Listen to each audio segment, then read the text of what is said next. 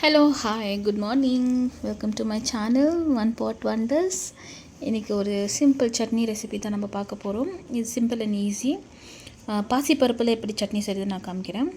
இது ஒரு கப்பு இல்லை, ஒரு சின்ன கப் அளவு பாசிப்பருப்பு, அப்புறம் ஒரு காஞ்ச மிளகாய் 4, காரத்துக்கு ஏற்ற மாதிரி நீங்கள் அட்ஜஸ்ட் பண்ணிக்கோங்க. கொஞ்சம் கருவேப்பிலை நல்லா ரோஸ்ட் பண்ணி ஆற வச்சு மிக்ஸி ஜாரில் போட்டு, இது கூடவே கொஞ்சம் டேஸ்ட்டை என்ஹான்ஸ் பண்ணுறதுக்கு ஆனியன்னு ஒன்று, சின்ன ஆனியனு, அப்புறம் ஒரு 4 பல் பூண்டு இந்த மாதிரி நல்லா கட் பண்ணிக்கின்னு இப்போ மிக்ஸி ஜாரில் சேர்த்துக்கலாம். இது எல்லாமே பாருங்கள், இது நல்லா ஆறிடுச்சு. இப்போ இதில் சேர்த்துக்கணும். இப்போ ஆனியனும் பூண்டும் இதை சேர்த்துக்கலாம்.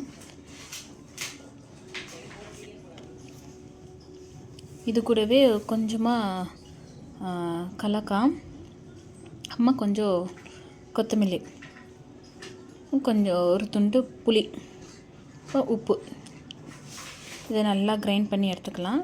இதுக்கு தடக்கா பண்ணணும். இது எண்ணெய், மஸ்டர்ட் சீட்ஸு, காஞ்ச மிளகாய், கருவேப்பிலை, கொஞ்சமாக பெருங்காயம். இந்த பெருங்காயம் போடும்போது தான் கொஞ்சம் லைட்டாக அந்த காஞ்ச மிளகாய் பட்டோன்னும் எண்ணெய் ஜாஸ்தி சூடானனும் கையில் அடிபட்டுச்சு.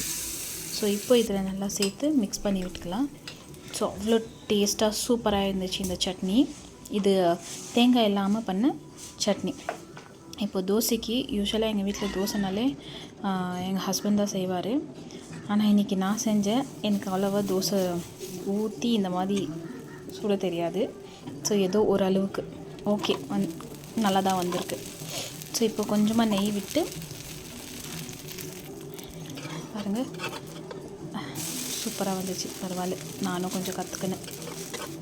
ஓகே, ஃபஸ்ட்டாலாம் எனக்கு கல்யாணம் ஆனனும் இந்த தோசைலாம் சுட எனக்கு வரவே வராது. எங்கள் மாமியார் எங்கள் மாமனார் தான் பண்ணுவாங்க இதெல்லாம். ஸோ இப்போது அப்படியே கற்றுக்கினது தான். ஸோ யூஸ்வலாக எங்கள் ஹஸ்பண்ட் தான் பண்ணுவார். இப்போது இன்றைக்கி நானும் காலையில் அவங்கெல்லாம் தூங்கிட்டு இருக்காங்க, லீவு சாட்டர்டேன்ட்டுன்னு. ஸோ அதனால் நான் பண்ணேன். ஓகே, வெரி குட், நானே சொல்லிக்க வேண்டியது தான். ஓகே, இப்போது சட்னி தோசைக்கு இட்லிக்கு சூப்பராக இருந்துச்சு சட்னி. ஸோ வீட்டில் பசங்க இருந்தால் காரம் நீங்கள் அட்ஜஸ்ட் பண்ணி நீங்கள் சேர்த்துக்கலாம். இந்த வீடியோ பிடிச்சிருந்தால் ஒரு லைக் கொடுங்க. தேங்க்ஸ் ஃபார் வாட்சிங்.